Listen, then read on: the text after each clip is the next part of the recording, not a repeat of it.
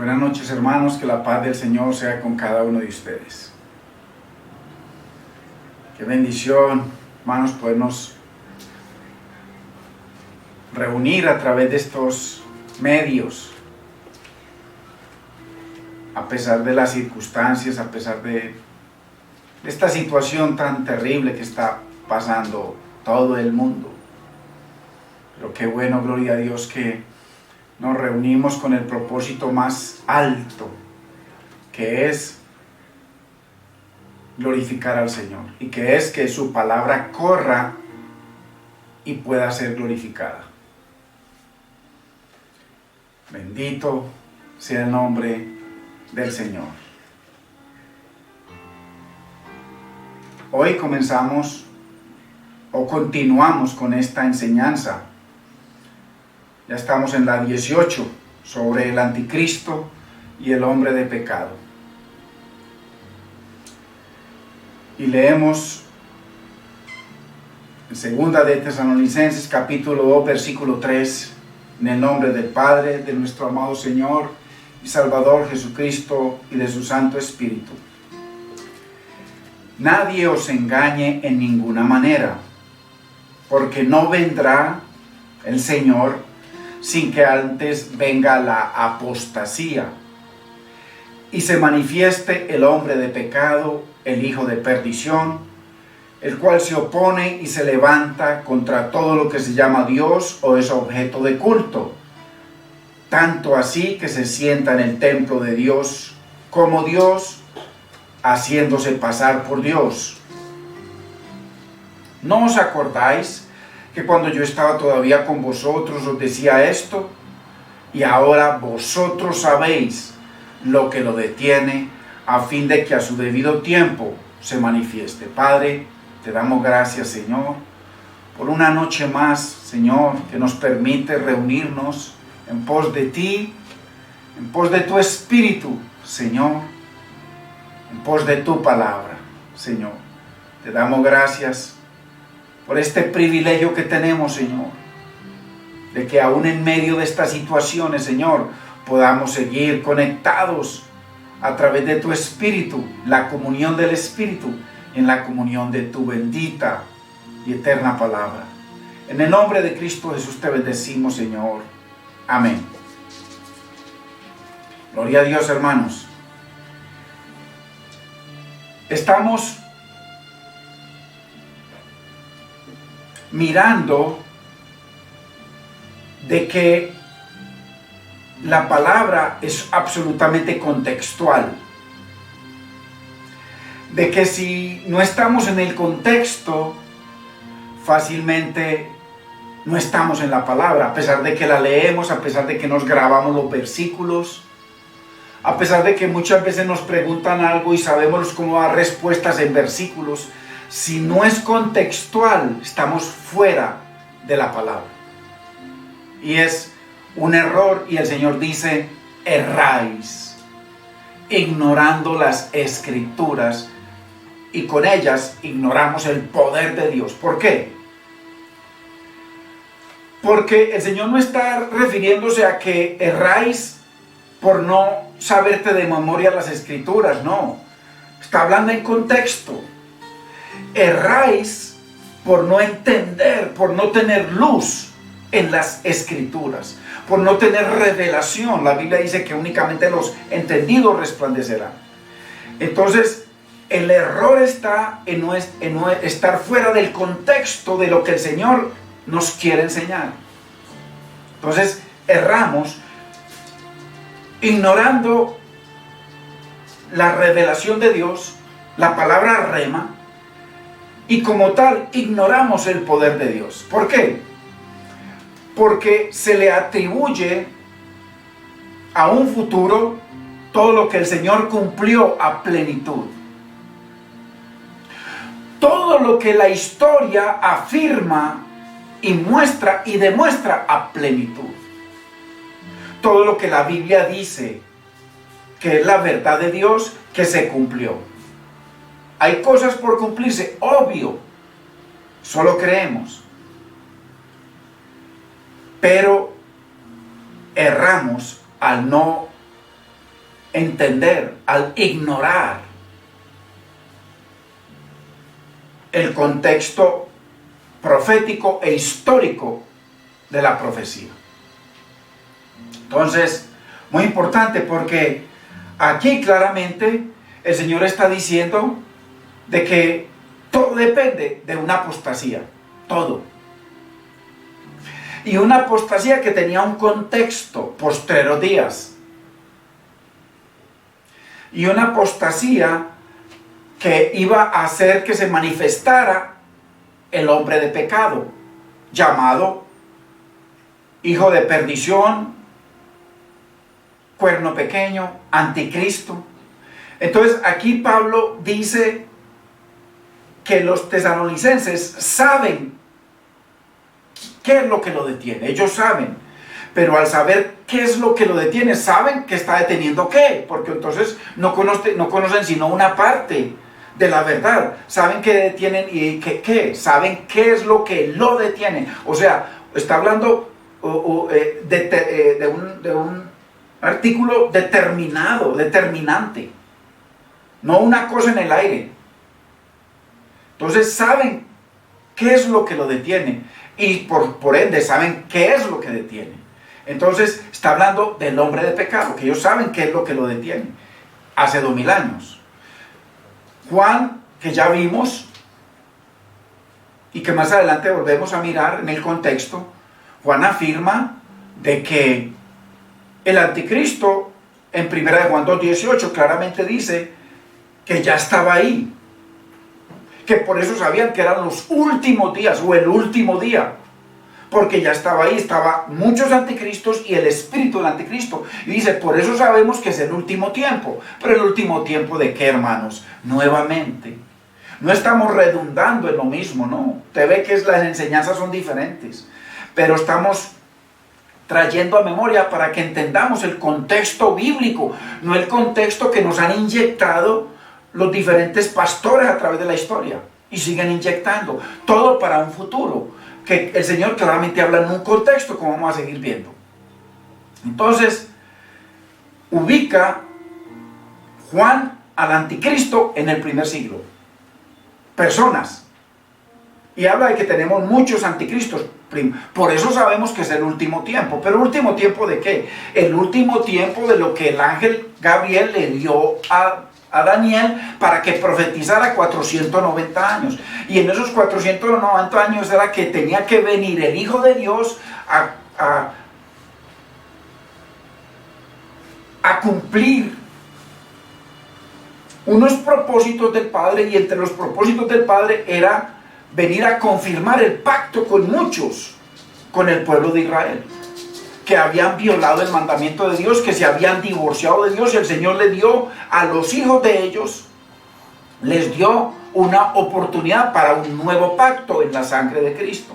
Entonces por eso dice, pero cuando vino el cumplimiento del tiempo, mire, Juan dice, por eso sabemos que estamos en el último tiempo, y dice Gálatas 4:4, pero cuando vino el cumplimiento del tiempo, ese que está hablando Juan, de esos postreros días, que esos postreros días tenían un rango desde la aparición de Cristo hasta que Él deshiciera todo y se pusiera a Él. Quita lo primero. ¿Qué era lo primero? Todo lo que era la ley judía y todo lo que tenía que ver con la ley judía, 603 mandamientos, más los 10 mandamientos morales, y todo lo que incluían, había mandamientos morales, mandamientos civiles para su forma de vida y mandamientos ceremoniales para el templo.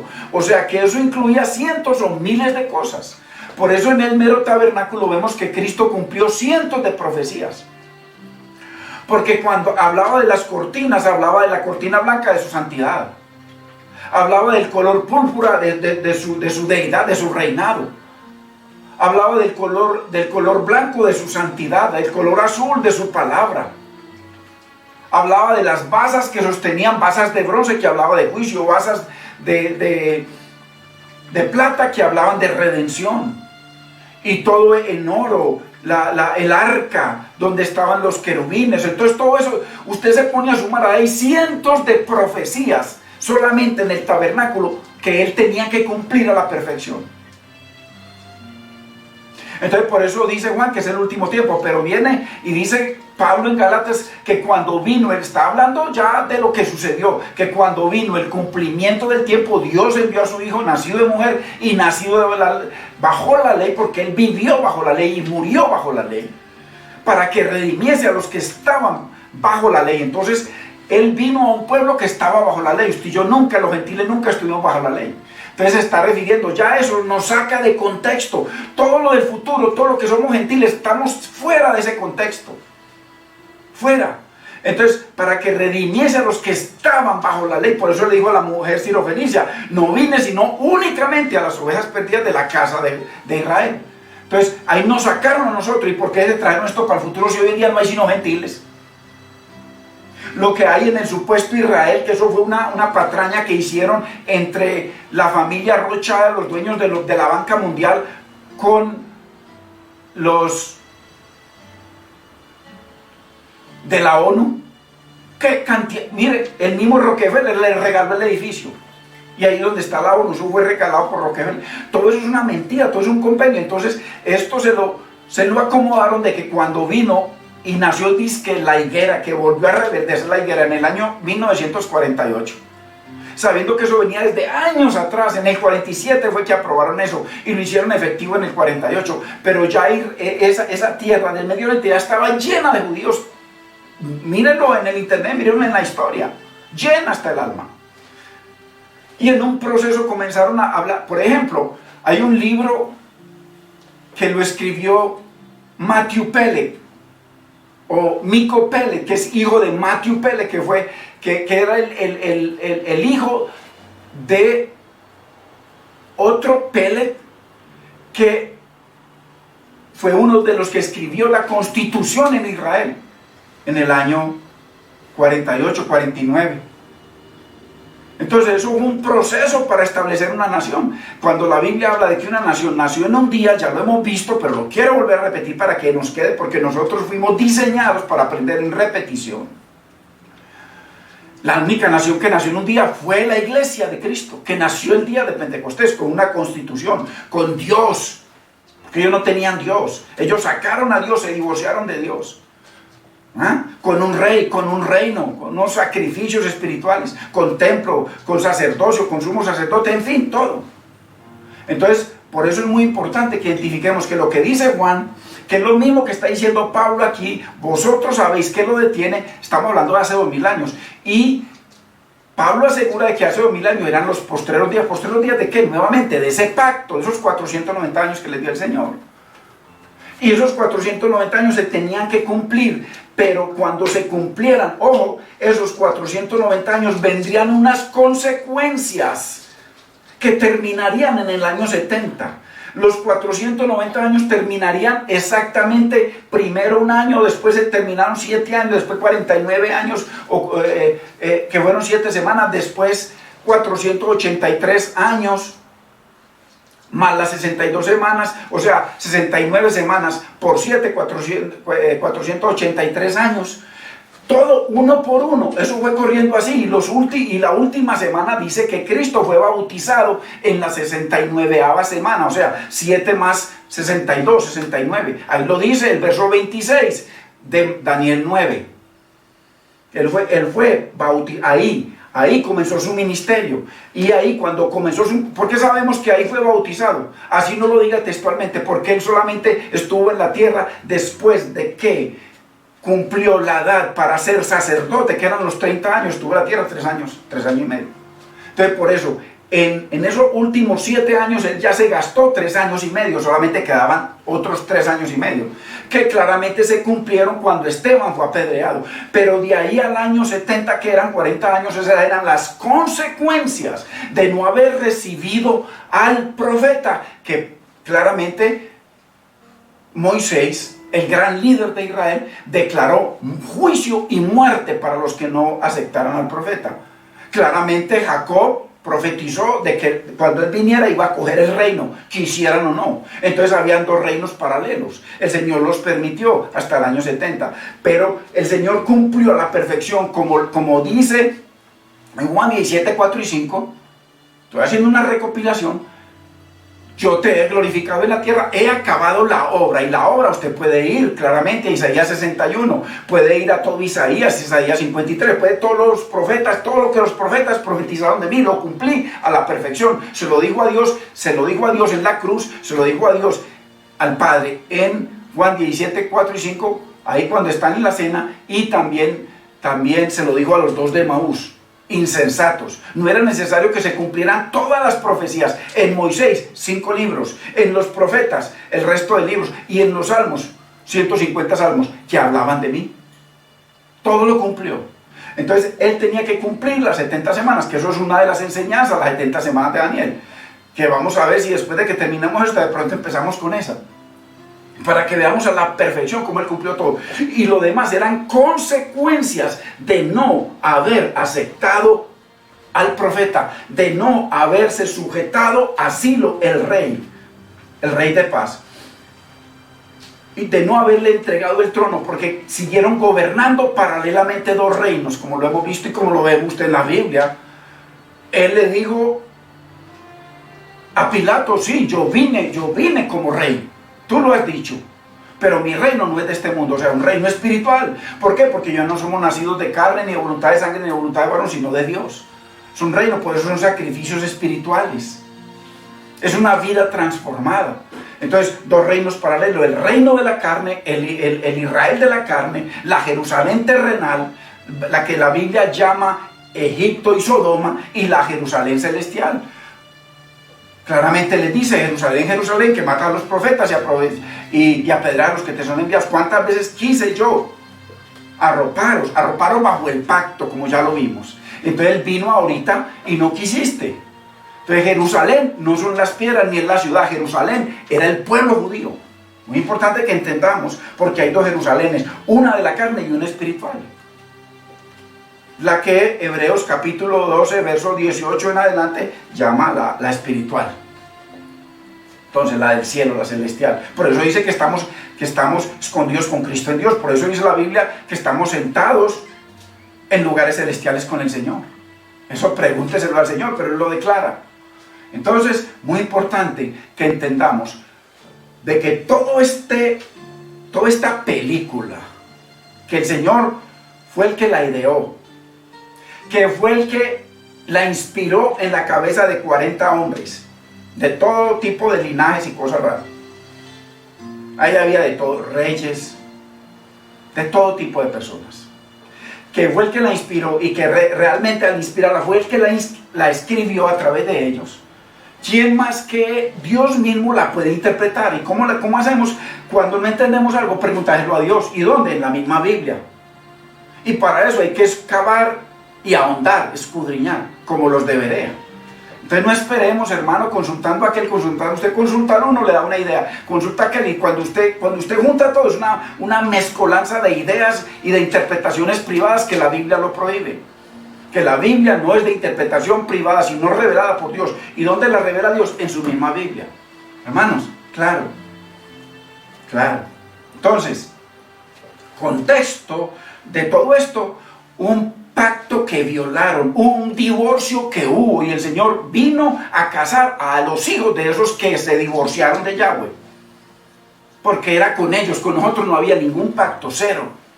Ahí no entramos nosotros, se lo dijo a la mujer sirofenicia, claramente. Y cuando Pablo le habla a los hebreos, le está hablando a ellos. Entonces, muy importante, contexto en la venida de Cristo, contexto las 70 semanas de Daniel, contexto el profeta, Ciro el rey, que él venía a reinar. Claramente lo dice Pedro en Hechos capítulo 1, capítulo 2, verso 29 en adelante. Y juicio, verso 19 al 21. Juicio que él tenía que venir a acabar. Jesucristo, tenía que venir primero que todo a darles el mensaje del día agradable del Señor. Pero no terminó de decir en Lucas 4:44 la partecita que estaba leyendo de Isaías 61, la partecita que era un pedacitico nomás, y el día de venganza del Dios nuestro, que eso lo dejó para el año 70.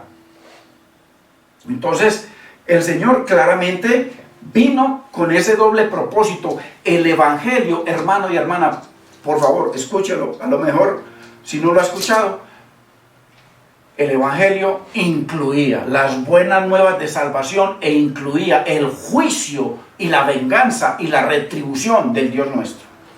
El Evangelio sin eso no existe. Eso está en todo el Primer Testamento y está en todo el Nuevo Testamento. Juicio por toda parte. Y cuando el Señor los llamó a ellos y les dio Deuteronomio 28, ahí está, 15 versículos de bendición y 47 versículos de pura maldición, para un futuro. Entonces, muy importante, y eso claramente lo muestra el gran líder de Israel, Moisés, en Deuteronomio 32, que es el cántico de Moisés, que habla Apocalipsis del cántico de Moisés, puro juicio y pura destrucción. Entonces, muy importante, porque el Señor Jesucristo venía con dos haces, por eso dice que de su espada, de su boca sale una espada de dos filos, dos haces, uno del día agradable del Señor y el otro del día de venganza del Dios nuestro. Así es, condenación y salvación. Esa es la espada de dos filos, hermano, por amor de Dios, no le busque otra cosa. Entonces, tenemos que buscar la respuesta donde en la Biblia. ¿Y dónde la buscamos? Cuando usted mete a internet, escucha al uno, escucha al otro, escucha una mezcolanza de cosas, entonces eso es lo que pasa. Y cuando todos se ponen de acuerdo en contra de la Biblia, porque aquí Cristo está hablando en un contexto del primer siglo, de los días postreros, lo afirma Juan en 1 Juan 2:18, claramente de un anticristo que estaba ahí presente. Lo afirma aquí en Tesalonicenses, de que estaba presente ahí ante los tesalonicenses, estaba presente el hombre de pecado. Lo único que faltaba, la gran apostasía. ¿Cuál era la gran apostasía? La gran apostasía era que esperar que los hijos llenaran y colmaran. Cuando usted llena el vaso y cuando lo colma es que se riega. No cuando está hasta arriba y no está colmado. Colmado es cuando se riega. Ellos colmaron la medida de los padres. La sobrepasaron, porque los padres no mataron a Cristo. Ellos sí. Entonces, muy importante que entendamos que todo eso está en el contexto del primer siglo. Yo no pensé que esta enseñanza fuera a ser tan profunda ni tan reveladora, pero gloria a Dios, porque el Señor nos está enseñando a todos. Entonces, Él venía con ese propósito, con esos dos haces. Mire que el mismo Moisés habla de dos haces, que el que viniera a Él y se sometiera a Él, salvación, y el que lo rechazara a Él, condenación, juicio, destrucción. Jacob también profetizó lo mismo con Silo, en Génesis 49:10, que cuando los que vinieran y se sujetaran a él, se sometieran a él, le entregaran el cetro para que él fuera el rey, bendición. Lo demás, maldición en juicio. Entonces, por todo lado, el Evangelio está constituido no solamente de amor. No, Dios es un Dios de amor, pero es fuego consumidor. El Evangelio que se predica es un Evangelio de amor. Pero el Evangelio no es solo de amor, es fuego consumidor. Hay que predicar todo el consejo de Dios. Muy importante, hermanos, muy importante. Entonces, y todo esto en un contexto, porque el Señor vino a casar a los hijos de los que se divorciaron de Yahweh. A casarlos a ellos, no a nosotros. Nosotros no tenemos nada que ver en ese matrimonio. Nosotros fuimos injertados y como tal ya no hay diferencia entre ellos y nosotros, una vez que estamos a través de la sangre de Cristo. Pero estamos hablando de un pacto profético e histórico cumplido, cuando se cumplieron los 490 años. De los 490 años, ahí el resto de años hasta el año 70 eran las consecuencias de no haber aceptado al profeta, a Silo y al nuevo Israel, Cristo.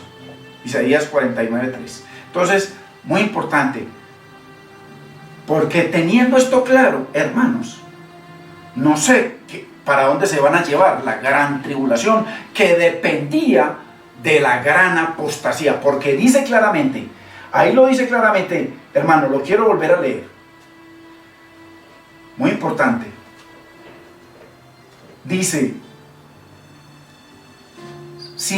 dice, nadie os engañe en ninguna manera, porque no vendrá el Señor sin que antes venga la apostasía y se manifieste el hombre de pecado, el hijo de perdición, el cual se opone y se levanta contra Dios. Entonces, más adelante dice de que cuando Él se manifieste y cuando se siente en el templo de Dios como Dios, dice que entonces vendrá el Señor y lo destruirá con el espíritu de su boca y que lo consumirá con el resplandor de su venida. O sea que y necesitaban una apostasía, y con la apostasía venía y surgía y aparecía el hombre de pecado. Pero Pablo dice que está ahí presente en el primer siglo. Muy importante, muy importante. Entonces todo esto está concatenado a un tiempo de 490 años, más las consecuencias, que en las consecuencias el Señor les dio tiempo para que se arrepintieran, y muchos se arrepintieron, porque Pablo estuvo predicando todo el tiempo, todos predicando. En el libro de los Hechos lo dicen claramente, hasta que mataron a Pablo. Entonces, hermanos, todo está concatenado a eso, y de ahí a eso, a la destrucción que venía el Señor a destruirlo, porque acuérdense que ese hombre de pecado es el que se sienta en el templo de Dios, y al sentarse en el templo de Dios significa que se sentaba en el templo de Jerusalén, que fue real, pero no hay sino 2 templos. En la época del Señor y en Apocalipsis hay solamente 2 templos: la iglesia, que es el templo del Dios vivo, y el templo de Jerusalén, que claramente Apocalipsis capítulo 11 dice que el templo estaba ahí presente todavía. Muy importante. Y Apocalipsis no se escribió en el año 96, porque si se hubiese escrito en el año 96, alguna mención tenían que hacer del templo, porque el templo era lo más grande que existía en el planeta Tierra para el pueblo judío. ¿Y cómo así que Juan, un judío, no hable sobre el templo? Y Apocalipsis no menciona la destrucción del templo. ¿Por qué? Porque se escribió antes del año 70. Por eso el Señor dice claramente en Ezequiel capítulo 24-21, dice que el templo era lo más grande para ellos. El deseo de su corazón, el deleite de su vida, el anhelo de su alma, era el templo. ¿Y cómo es posible que no escriba? Entonces, bueno, pero todo eso lo vamos a enseñar más adelante. Esa es otra de las enseñanzas ahí, Apocalipsis. Entonces, muy importante que todo está en el contexto del primer siglo, de los días posteros, como dice Pablo en Hebreos capítulo 1, versículo 1. Como dice el mismo Pedro el día de Pentecostés, que esto es lo que profetizó el profeta Joel, de que en los postreros días, y habla de la bendición de la venida del Espíritu Santo, pero a partir del verso 16 en adelante, hasta el 21, habla claramente de la venganza de Dios. Sangre, fuego y vapor de humo, o sea, la venganza, lo que el Señor no leyó en Lucas 4:44, lo leyó ahí. Entonces, muy importante, que es imposible que no salgamos del primer siglo, que haya una apostasía para un futuro, porque apostasía únicamente la podían cometer los que estaban en matrimonio con Yahweh, y a los que vino él a casar con Yahweh, que le dijeron: no nos interesa casarnos contigo, nos casamos más bien con César. Esa es la gran apostasía, ahí viene. Y no solamente no se casaron con César, persiguieron a la iglesia, forzaron a César a que acabara con los cristianos. Forzaron a César porque el mismo Pilato era la mano derecha de César en Jerusalén. Y lo forzaron, le dio miedo por la relación y las influencias que tenían ante César. Por eso lo amenazaron: si tú, porque él iba a soltar a Cristo, ya lo había decidido dejarlo libre. Y le dijeron: si tú lo dejas libre, no eres amigo de César. O sea, vas a tener graves problemas. Le dio miedo. La historia dice que le dio miedo, porque lo removían del puesto, por la influencia que tenía la ramera. ¿Cuál ramera? Pues la Biblia la llama ramera, el Señor lo llama ramera. Le hace claramente Jeremías capítulo 3 y muchos capítulos más, para que usted vea la ramera. La ramera ¿qué es una ramera? En la Biblia es aquella que apostató, que pisoteó el pacto con Dios, porque es que es una condición de pacto. Muy importante, que la Biblia no habla de política, la Biblia habla en el contexto de pacto.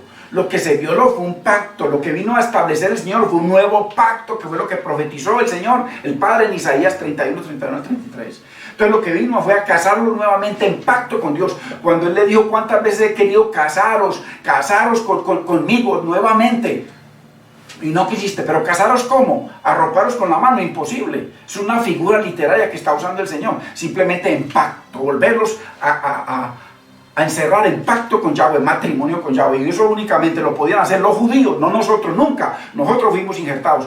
Pare de contar, y ya no hay diferencia. Entonces, que eso se cometa después del siglo I, imposible, porque todos los judíos se entremezclaron con el mundo. y que haya una genealogía imposible. Además, que el Señor se encargó de que su siervo Tito destruyera quemara toda la genealogía. Entonces todo eso, el Señor destruyó todo. Por eso les dice claramente: Padre, sacrificio y ofrenda por el pecado y todas esas cosas que se ofrecen siempre los judíos, nunca quisiste, nunca te agradaron, mas me preparaste cuerpo. Ahora, Padre, vengo yo para hacer tu voluntad. Quítalo primero. O sea, quítalo primero, quita el primer pacto, que es lo que Pablo lo vimos el martes, que es lo que Pablo profetiza en Hebreos capítulo 8, verso 13. Que lo que está viejo y se envejece está próximo a desaparecer. Le quedaban 7 años de vida al pacto. Y en el año 70 fue destruido el pacto con todo lo que incluían los 603 mandamientos. La administración, la vida civil, la vida, la nación, la ciudad, Sodoma y Egipto, que era Jerusalén. Y como dice claramente Pablo en Gálatas 4, 21 en adelante, que esa Jerusalén de ahora está con sus hijos, está en esclavitud. ¿Y cuáles son los hijos de Jerusalén? Los judíos. ¿En esclavitud de qué? De pecado, porque rechazaron al Señor, rechazaron el matrimonio con Yahweh, rechazaron al profeta, rechazaron someterse al nuevo rey y al nuevo Israel, que era Cristo. Que lo dice la Biblia claramente, que lo hemos visto muchas veces.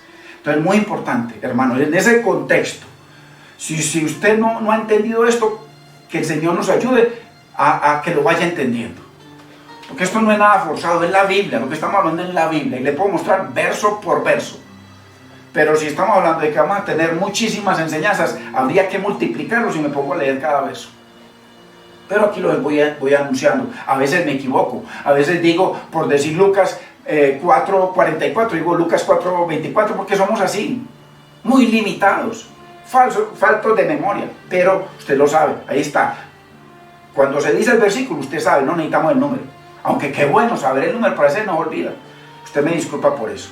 Entonces, en ese contexto, en el contexto de esa ramera, por eso el Apocalipsis es un libro de pacto.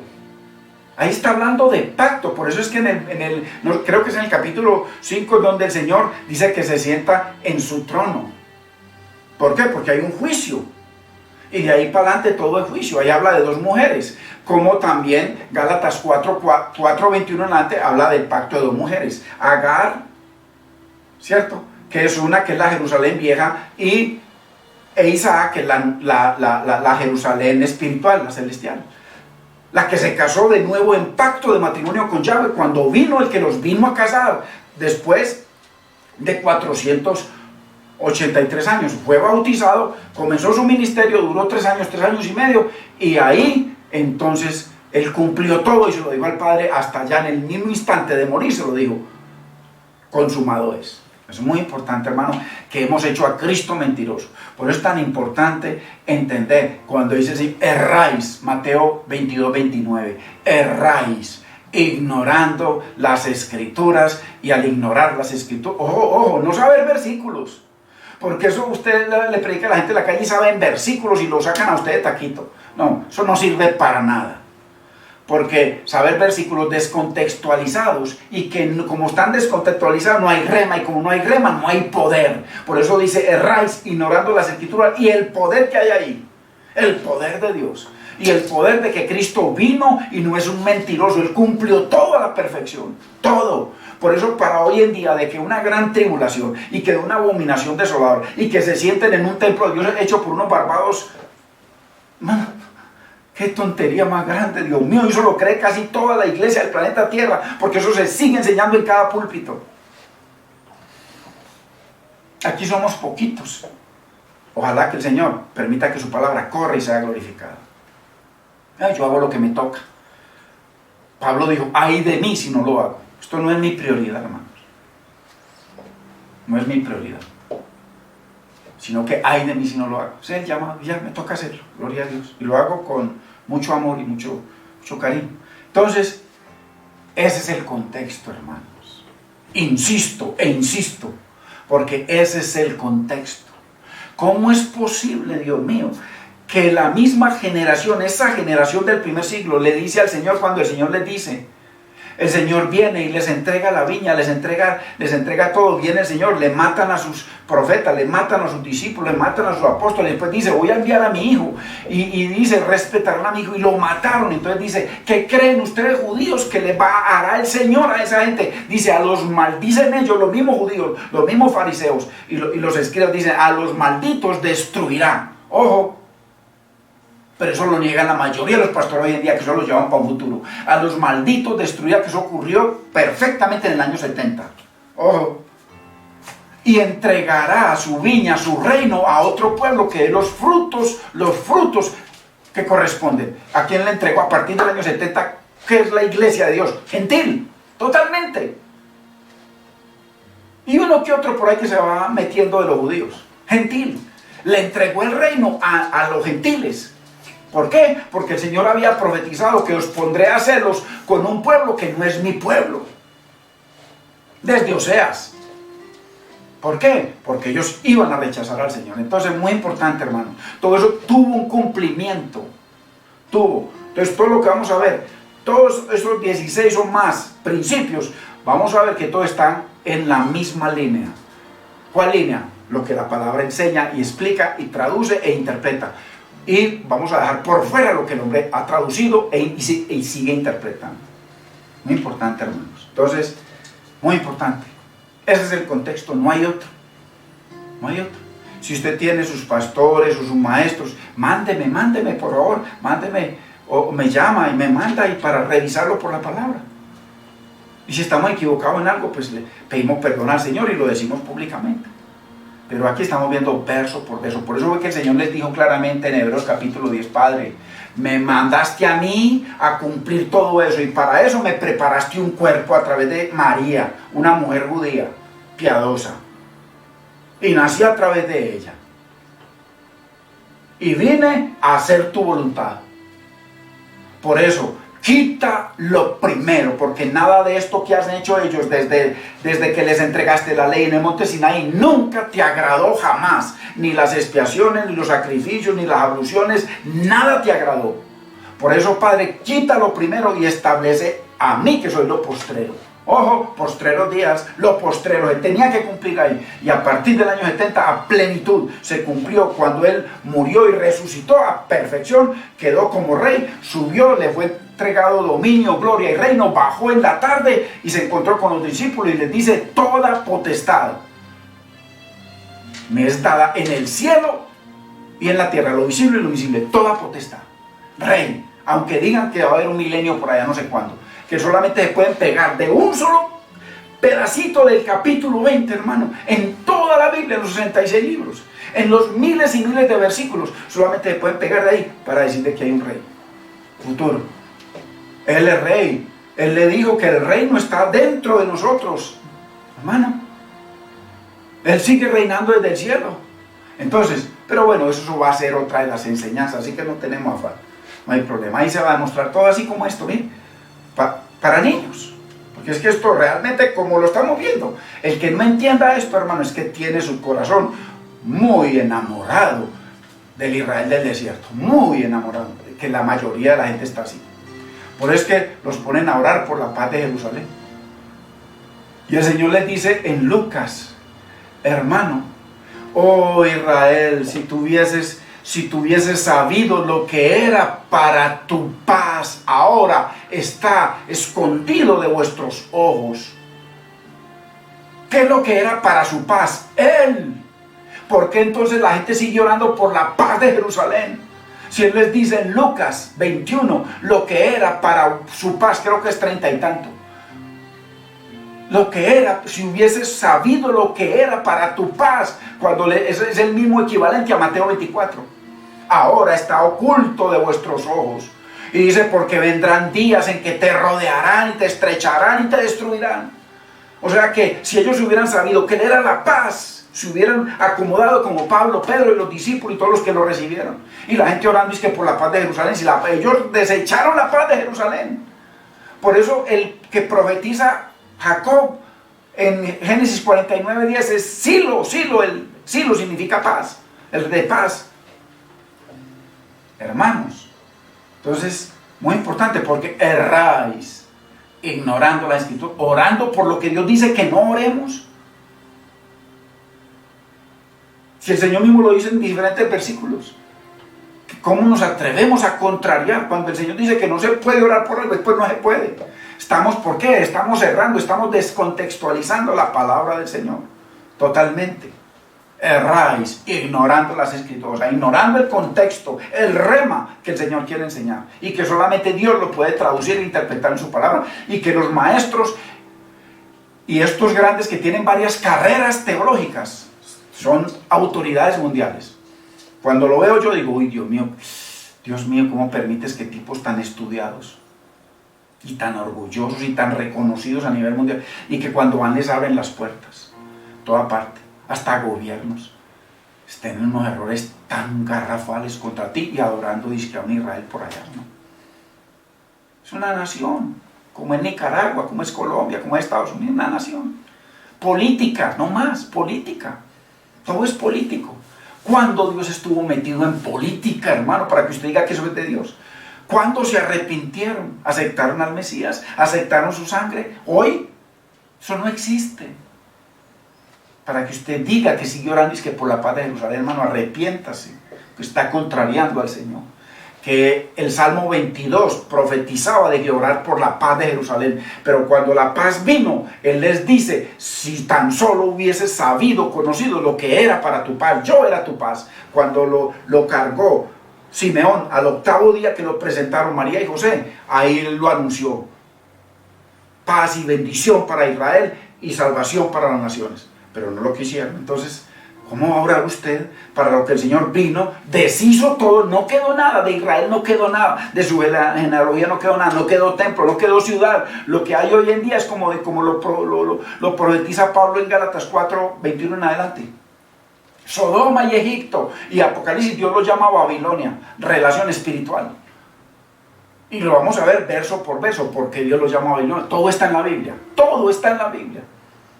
Aquí la Biblia interpreta la Biblia. Entonces, y dice Pablo que los que son de la Jerusalén terrenal están en esclavitud en el siglo I. Y ahí, pero están en esclavitud, lo está mencionando.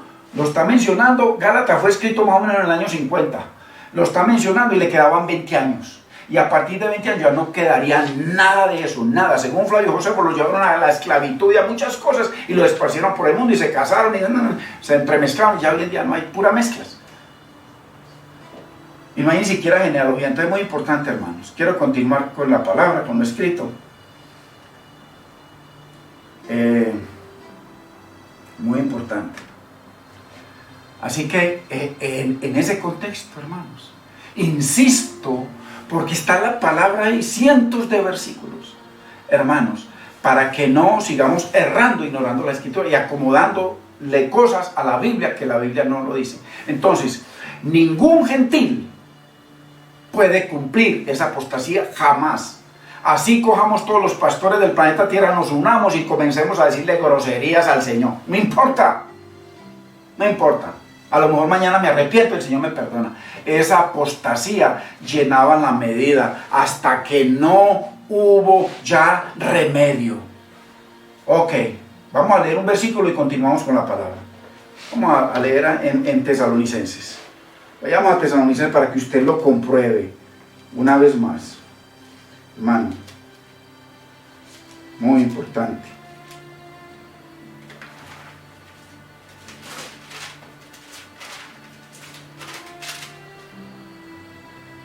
Primera de Tesalonicenses 2:14. Miren lo que dice para que entendamos, hermanos.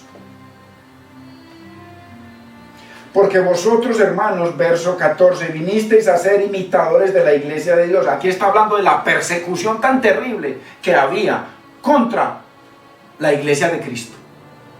Contra la lavada con su sangre. ¿Por quién? ¿Quién eran los que los perseguían?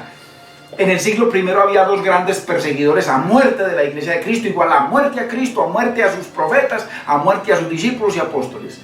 Dos, los judíos y los romanos, y Roma. Pero la más grande, la más terrible eran los judíos. Ojo, en ese contexto. Entonces, pero siglo I, hermanos, a partir del siglo I, ningún judío, hasta el día de hoy, ni hasta que el Señor permita, es culpable de nada. a partir de que el Señor acabó con esa generación, porque era una generación muy privilegiada, hermanos. Fue la generación que pudo ver a Dios en carne, como lo dice Filipenses 4. Este gran misterio, Dios manifestado en carne, lo pudieron ver con sus ojos. Y Él mismo les dice que los profetas y muchos hombres de Dios añoraron y soñaron con ver lo que vosotros veis y no lo vieron, y oír lo que vosotros oís y no lo vieron. Una generación muy especial. Hoy en día eso no existe, eso era para el siglo primero, hermano. Por amor de Dios, erráis ignorando las Escrituras. ¡Qué ignorancia! Y nosotros todos metidos en religión, amén, amén, qué tan bonito todo, y gozosos y besitos. Hermano, Dios nos llama a estudiar su palabra. Los Berea, Dios los exalta, porque iban a escudriñar las Escrituras, y no solamente el mismo cuento religiosito de siempre. No, hay que enseñar toda la palabra, pero toda la palabra no se ha enseñado. Todo el consejo de Dios, pero todo el consejo de Dios, de Génesis hasta Apocalipsis. Y la gran mayoría de la Biblia es escatológica, profética. Ojo. Y se ha enseñado lo que se ha enseñado. Se lo han quitado la verdad, hicieron a Cristo mentiroso, que no se cumplió nada, que esa generación no era, sino la que nació en 1948 y llegó el año 2018 y no se cumplió nada. ¿Por qué? Porque todo es una mentira perversa, en contra de la Biblia. Erráis ignorando las Escrituras y con ellas el poder de Dios. Entonces, muy importante, hermanos. Primera de Tesalonicenses 2:14. Porque vosotros, hermanos, vinisteis a ser imitadores de la iglesia de Dios en Cristo Jesús, que están en Judea. Pues habéis padecido de los de vuestra propia nación las mismas cosas que padecieron de los judíos. Siempre los judíos. Primer siglo. A partir de ahí, los judíos, como cualquier otro ser humano que respira en la tierra, no es culpable de nada, es culpable del pecado original. Para eso vino Cristo y para eso nos dejó su espíritu y su palabra. Para venir a Él en humillación, eso es todo. Ya no hay judío ni griego, solamente pecadores y la iglesia del Dios vivo. Ojo, hermano, entendamos, erráis ignorando el rema de Dios, la revelación de Dios. Entonces, los cuales entonces viniste a padecer las mismas cosas que ellas padecieron de los judíos, los cuales, los judíos, esa generación que el Señor profetizó una gran tribulación, esa generación que no se quiso casar con Yahweh, esa generación que el Señor los acusa de haberse divorciado de Yahweh, esa generación adúltera y perversa, como el Señor los llama, esa generación que no se quiso casar, entonces que más bien se divorció de Yahweh y se casó con César. Ojo, esa generación. Muy importante, hermanos. No ningún gentil, ahí no cabemos nosotros por ningún lado. Eso es falso, eso es orgullo. Meternos ahí, nosotros no tenemos nada que ver con eso. Para nosotros la palabra es únicamente 100% o 20 millones% aplicada. Con eso le quiero decir todo. Aplicada nomás, no tenemos que ver con nada histórico, nada, cero. Lo único histórico va a ser la venida del Señor. Y de pronto algo relacionado con eso. Pero, de resto, en cuanto a esto, lo que estamos estudiando, en cuanto a la gran apostasía, en cuanto a que el hombre de pecado se sienta en el templo de Dios, ya no hay más templo de Dios, únicamente hay un solo templo de Dios, la iglesia. Y no va a haber ningún otro, porque Él dice que Él no mora en nada hecho de manos, hermanos. Hay gente tan humilde. A mí varios hermanos, pastores, me han dicho, esta palabra no es para el común del pueblo. Me lo han dicho. Hay hermanos testigos en la iglesia. Esto es para pastores y maestros. Esto no es para el común, la gente no entiende esto. Y yo creo que, con todo el respeto para esos siervos del Señor, esta palabra es para cualquiera, hermano. Para cualquiera. Hay hermanitos humildes que están felices, que están recibiendo la palabra. Lo importante es que escudriñemos, que no nos quedemos con esto, que escudriñemos. Hermano, esta palabra es para nosotros. Si el Señor nos quiere enseñar, ¿qué soy yo más? Hermano, nosotros empezamos juntos. ¿Qué soy yo más que nadie o qué? Pero eso sí, escudriñamos y le damos lugar a que la palabra interprete la palabra. ¿Cuál ha sido o cuál está siendo el progreso de nosotros en cuanto a entender estas cositas? Y lo que el Señor nos va a dar para entender, en que permitimos solamente que la Biblia interprete la Biblia, hermano. Y que estamos dispuestos a que si estamos en un error, pues hermano, lo quitamos y lo decimos públicamente. Porque tenemos que tener un corazón enseñable. O si no, no hay nada. Entonces mire, muy importante. Todo eran los judíos, pero hasta el año 70, de ahí para acá, eso no existe. Todo lo que acusen, todo lo que la iglesia papal romana hizo contra los judíos, eso es una perversión muy terrible. Nada, ellos no son culpables de nada, solamente esa generación, no más. Entendamos el contexto. Los cuales mataron al Señor Jesús y a sus propios profetas, y a nosotros nos expulsaron y no agradan a Dios, y se oponen a todos los hombres. Ojo, mire todo lo que hacen.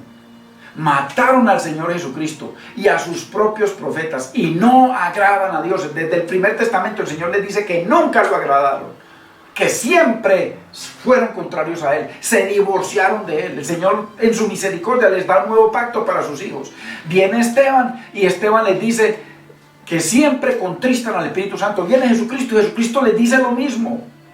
Léase Mateo 23, hermano, todo. Estudiemos, más, esto muy profundo, aunque lo estamos recibiendo como maicito para una gallinita, facilito, por la misericordia de Dios, hermano, pero estudiemos, leamos, para que entendamos, que yo aquí solamente doy una partecita, lo que necesitamos es que el Espíritu Santo le dé a usted y a mí entendimiento. Entonces, si ven, mataron a los propios profetas, a nosotros nos expulsaron, a los apóstoles, y no agradan a Dios, y se oponen a todos los hombres para que estos se salven. O sea, querían era que todos los gentiles se condenaran, y el Señor los llamó desde el primer testamento para que fueran luz a las naciones, que eso lo vamos a ver en Apocalipsis, y nunca fueron luz a la nación. Antes mire que aquí dice, asegura Pablo de que ellos se oponían a que los hombres normales que no eran judíos se salvaran, vinieran a recibir a Cristo como el profeta, a recibirlo como el rey y como el nuevo Israel. Se oponían a eso, hermanos. O yo no sé por qué llevo esto, hermano, tan desglosadito que nos lo está dando el Señor, hermano. Entonces, impidiéndonos hablar a los gentiles, mire, para que estos se salven. ¿Sí ve? No entran ni dejan entrar. Todo el Nuevo Testamento los mata, pero a esa generación, no a ningún judío. El judío que usted acuse, o yo, hoy en día de algo, estamos en pecado delante de Dios. Son pecadores como nosotros, eso es todo. Y el judío que se arrepiente, como ellos son estudiosos, qué bueno que reciban revelación del Señor, para que enseñen y compartan la verdad de Dios. Entonces es muy importante, hermanos. Entonces aquí Pablo, pero mire lo que sigue diciendo. Impidiéndonos hablar a los gentiles para que esto es, o sea, a los gentiles, por eso lo perseguían a Pablo, a toda ciudad que iba, en Roma, iba a Corintio, iba a cualquier otra ciudad, a Tesalónica, iba, hermano, o iban a las ciudades en Grecia, hermano, y los perseguían hasta allá, como ya lo hemos visto, como lo vamos a seguir viendo. Pablo predicaba en una parte y se iba para otra, y los que lo atacaban ahí, que infuriaban a todo el pueblo para que los apedrearan, Pablo se fue y lo perseguían allá, hermano. Ojo, muy importante, para que dejemos de errar ignorando el contexto bíblico. Entonces, para que estos se salven, impidiéndonos hablar a los gentiles para que estos se salven. Así, mire aquí, ellos rebosan, sobrepasan la medida de los padres. Ojo, así colman ellos siempre. ¿Qué significa siempre? Desde el principio hasta el final. Y hubo un final y hubo un principio. Así colman ellos siempre la medida. ¿Qué significa colmar? No es que se llenó hasta acá, no. Colmar es que se vacíe. Los hijos llenaron la medida, pero los hijos colman ellos siempre la medida de sus pecados. Ojo, pues vino sobre ellos la ira hasta el extremo. Vean, aquí está el extremo. De aquí, por mucho fuerza que yo haga, me voy a reventar. No voy a poder pasar ni 1 milímetro. Hasta ahí ya llegó el límite. Hasta ahí, año 70, el límite. Destrucción total. Así que, muy importante, hermanos. Muy importante que podamos entender estas cosas tan preciosas. Qué hermoso es el Señor, hermano. Entonces, mire, dejemos de errar, ignorando las Escrituras. Ahora sí, comencemos a leer la palabra. Ahora sí.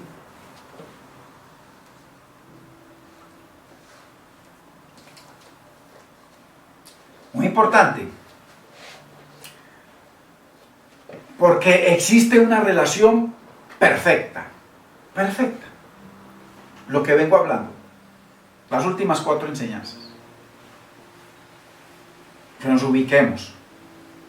Para que estemos en un Dios de orden. Existe una relación perfecta entre los postreros días, primer siglo. ¿Postreros días de qué? Los 490 años que dio el Señor, que viene el apóstol Juan, en primera de Juan 2:18, dice que este es el último tiempo. Porque ya había el espíritu del anticristo y los muchos anticristos. Por eso sabemos que es el último tiempo, lo dice. ¿Pero el último tiempo de qué? El último tiempo de lo que dice Pablo en Hebreos capítulo 8, verso 13, que ese pacto y todo lo que implicaba el pacto, 603 mandamientos con todo lo que implicaba, un templo, un lugar santo, lugar santísimo, un atrio, unas administraciones, millones de sacrificios, cantidad de utensilios que todos tipificaban a Cristo, fiestas, hermanos, sacerdocios, diferentes servicios en el sacerdocio, todo lo que implicaba eso, lo dice Hebreos 8:13, todo eso iba a desaparecer. Entonces, Juan dice que ese es el último tiempo, de eso mismo que Pablo dice que ya va a desaparecer. Pablo mismo dice en Hebreos 1:1 que ese es los postreros días. Pedro dice en Hechos 2, hermano, de que claramente de que esto que está sucediendo es lo que profetizó Joel, que en los postreros días, pero postreros días de qué? No del universo, no del planeta Tierra, no del Apocalipsis que nos han vendido y que lo hemos copiado a la perfección en nuestra mente y nos cobraron esperando que se caiga y que la luna, las estrellas, nunca se van a caer, jamás. Eso no es lo que dice la Biblia, porque la Biblia tiene un lenguaje figurado y el libro que más lenguaje figurado tiene en toda la Biblia es Apocalipsis. El libro más bíblico de toda la Biblia es Apocalipsis. Porque de los 404 versículos que tiene, hay más de 178 versículos regados por todo el Primero y Segundo Testamento, por toda la Biblia. Es el libro más bíblico de todos. Por eso cuando se habla de la ramera, ¿y quién es la gran ramera? Y la que tiene aquí en la frente un nombre, tenemos que ir donde habla la primera vez sobre ese nombre y qué es lo que tenían ellos, qué es lo que tenía el sumo sacerdote, el que estaba encargado de llevar al pueblo de Dios, a 3 millones de personas a la presencia de Dios. Y si él hacía todo bien, 3 millones de personas eran aprobados. Si él hacía algo mal, mire, todo el pueblo era desaprobado por ese año, no eran perdonados. Ojo, muy importante. Y él tenía aquí una diadema que decía santidad al Señor. Y la gran ramera cambió eso de santidad al Señor por lo que yo quiero hacer contra ese Señor. Y me divorcio del Señor. Muy importante. Y que todos los hermanos ministros le han metido eso. Y es que a la iglesia papal romana. Hermano, nada que ver. La gran ramera fue aquella que se divorció del gran Señor. Del más alto. Dice que aquel que dice que le demos la gloria que es debida a su nombre, que lo ensalzó, lo engrandeció sobre todas las cosas del universo, su nombre y su palabra. Ojo, erráis ignorando las escrituras, hermano. Ojo con eso. Todo eso, y eso lo vamos a ver por la Biblia, hermano, verso por verso. Ya yo lo tengo claro. Es que no puedo regarme a enseñar todo eso ya. Imposible. Soy muy limitado. Pero ya está claro. ¿Por qué? Porque mire la claridad, mire la hermosura. Hermano, entonces, todo eso, existe una relación perfecta entre los postreros días, o sea, el primer siglo, donde se cumplían los 490 años, donde apareció Cristo para cumplir todo, donde dijo que lo había cumplido todo. Ojo, donde Pablo asegura que todo lo cumplió, de Pedro y los discípulos. Hermano, donde tenemos pruebas físicas, históricas, de que a partir del año 70 desapareció todo, porque el Señor dice, Dios dice en Apocalipsis 21:5, yo hago nuevas todas las cosas. A partir del año 70, todo es nuevo. Por eso el que está en Cristo, nuevo, ya no es un judío. Nueva creación es, nueva. Todo es nuevo. Somos nuevo templo, nacidos de nuevo, nacidos de arriba, con un nuevo sumo sacerdote eterno. Ojo, nuevo sacerdocio, todo nuevo.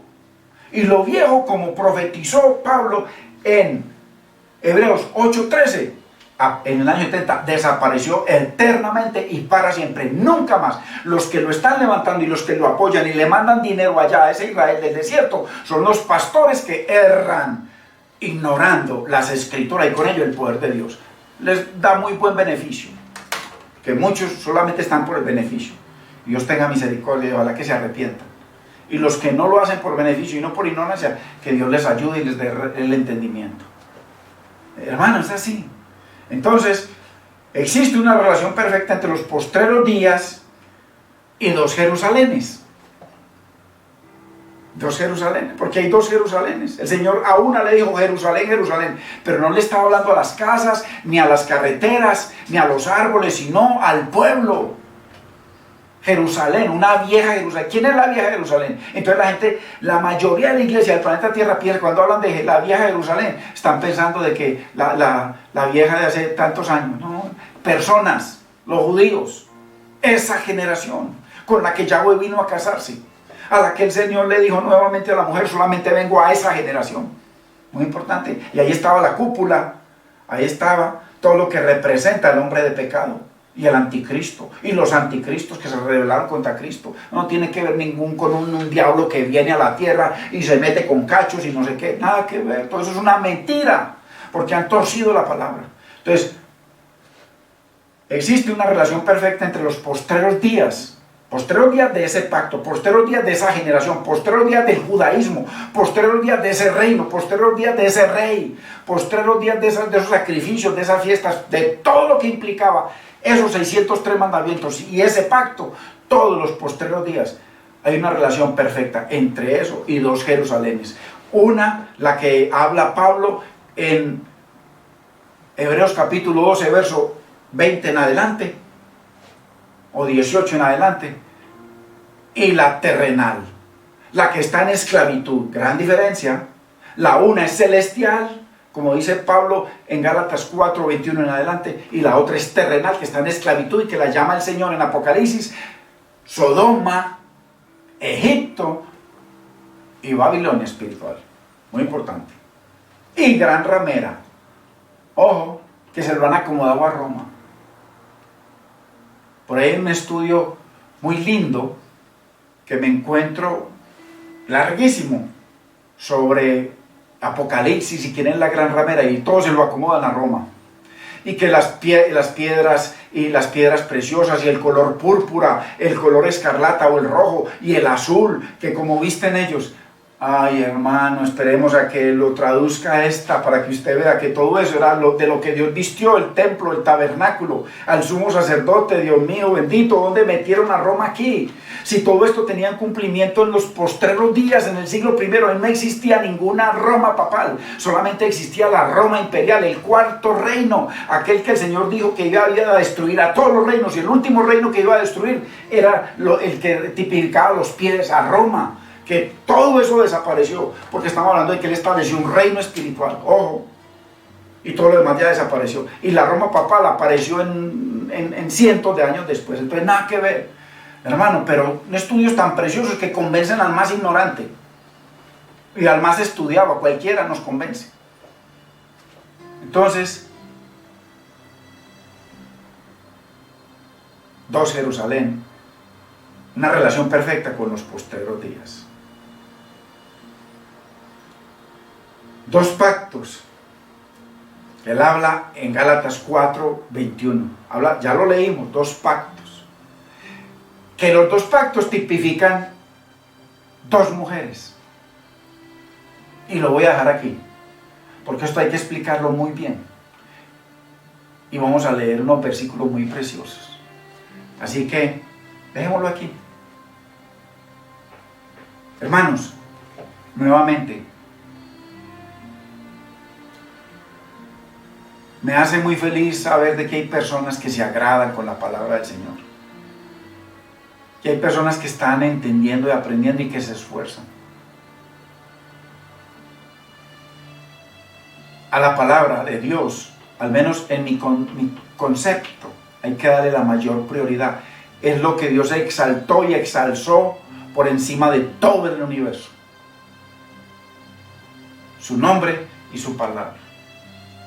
A veces cuando estamos compartiendo, no sé si hay gente olvidadiza o qué, yo simplemente lo digo como ministro del Señor que soy. Que cuando usted tiene que ir al trabajo, usted llega tempranito todos los días. 3 faltas y para la calle. Y hoy en día sí que hay que cuidar el trabajo. Pero el Señor dice que primero es Él, su reino y su justicia. Primero. Mas sin embargo, hay gente que uno ve que se conectan a esto y se conectan ya a la mitad o ya terminando el servicio, hermano. Algo tan importante que usted nunca ha escuchado ni lo va a escuchar en ninguna parte. Y se lo digo con humildad,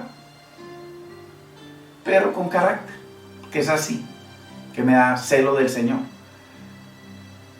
Las cosas de Dios, hermano, y más que se anuncian con anterioridad, si le interesa y si no. Pero es así.